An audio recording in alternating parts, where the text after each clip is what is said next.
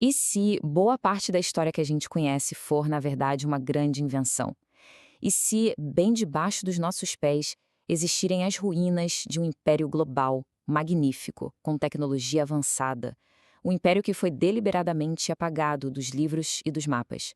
Hoje vamos mergulhar na fascinante e controversa teoria do Império Perdido da Tartária. Essa pergunta, tirada das fontes que investigam o tema, vai direto ao ponto, né?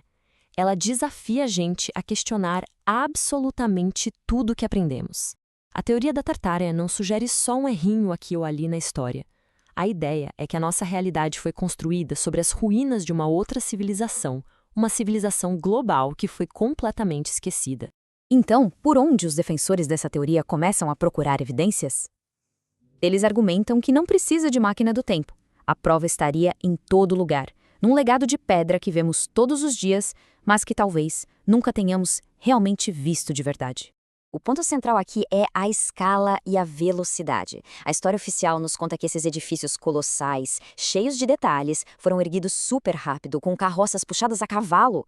Os teóricos olham para isso e perguntam: isso é realmente plausível? Ou faria mais sentido pensar que essas estruturas não foram construídas por nós, mas sim herdadas de uma civilização anterior? Isso nos leva a um dos conceitos mais importantes da teoria, o tal dilúvio de lama. A ideia é que o que a gente vê como porões ou janelas no nível do chão em prédios antigos não são erros de projeto. Eles seriam, na verdade, os andares térreos de uma cidade que foi enterrada por um cataclismo global. Nós estaríamos literalmente vivendo sobre as ruínas do mundo antigo. E aqui a teoria toma um rumo ainda mais fantástico. Portas com mais de 4 metros de altura levantam uma pergunta óbvia. Se a arquitetura é grande demais para a gente, para quem ela foi feita? As fontes sugerem que não estávamos sozinhos e apontam para fotografias e relatos do século XIX que descrevem uma raça de gigantes. Gigantes que teriam coexistido conosco e ajudado a erguer este mundo monumental. Mas a evidência não estaria só na pedra. Os proponentes da teoria pedem para a gente olhar para o papel, para os mapas antigos. É neles que o nome no centro de todo esse mistério aparece de forma clara e inegável, para depois simplesmente desaparecer. Essa comparação é chocante. Em mapas do século XVII e XVIII, a Grande Tartária não é uma região qualquer, não. Ela domina a Ásia, sendo descrita como o maior país do mundo. Agora, olha um mapa moderno. O nome sumiu. A pergunta que fica é: como o maior império da Terra simplesmente desaparece da geografia? O que chama a atenção aqui é a velocidade e a coordenação.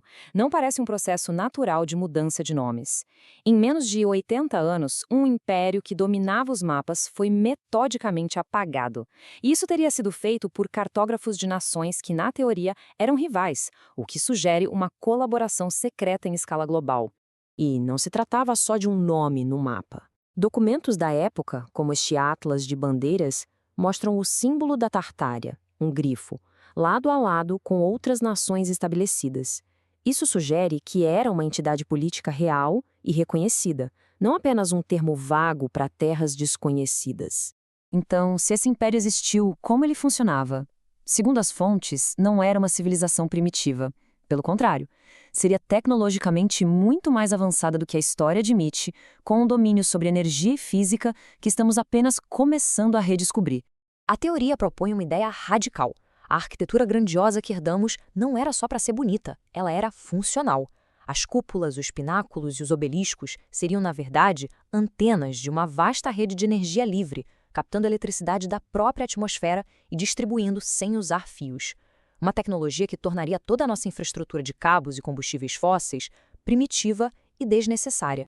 Resumindo, a imagem que emerge é de um mundo antigo radicalmente diferente. Uma civilização global unificada, tecnologicamente avançada, onde humanos e gigantes teriam construído juntos um mundo alimentado por energia limpa. Até mesmo os fortes, em formato de estrela, encontrados no mundo todo, seriam nós dessa rede de energia global. Tudo isso muito antes de Tesla ou Edison. A pergunta é inevitável. Se esse mundo era tão avançado, para onde ele foi? A teoria não fala de um declínio gradual, mas de um cataclismo repentino. Um reset global que teria encerrado o mundo antigo e aberto o caminho para nossa linha do tempo. Este relato arrepiante do Dia Escuro de 1780 é frequentemente apontado como o início do fim. Testemunhas descreveram não como fumaça, mas como algo totalmente antinatural, como se o céu tivesse sido desligado. E o mais intrigante é que esse evento coincide precisamente com a época em que a Tartária começou a ser sistematicamente removida dos mapas do mundo.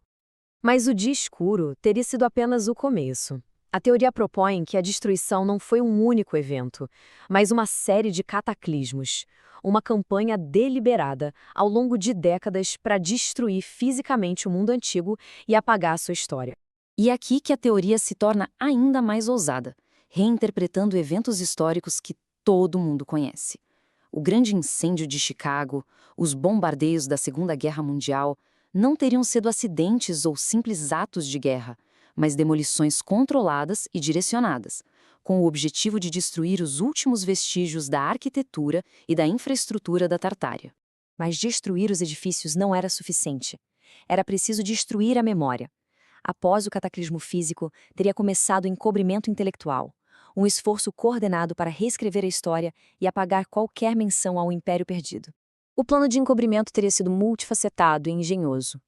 As grandiosas feiras mundiais, por exemplo, são vistas não como celebrações, mas como uma desculpa para exibir a arquitetura herdada antes de demoli-la como temporária. Livros foram reescritos, edifícios foram modificados para nossa escala, e as evidências mais comprometedoras, como esqueletos de gigantes, teriam simplesmente desaparecido dos arquivos dos museus. Isso nos leva a questionar a própria natureza desses eventos. As feiras mundiais foram realmente uma celebração do progresso ou foram um ato final do grande apagamento? Uma forma de destruir as provas físicas da civilização anterior à vista de todos, disfarçando palácios antigos como estruturas temporárias de gesso. E assim, a teoria nos traz de volta ao presente. Seus defensores argumentam que não vivemos em um mundo totalmente compreendido, mas em meio aos vestígios de uma história oculta, cercados por perguntas que a narrativa oficial parece incapaz ou relutante em responder. E são essas as perguntas que alimentam o mistério. Por que edifícios em continentes diferentes parecem ter sido feitos pelo mesmo arquiteto? Para onde foi uma população inteira, incluindo os gigantes?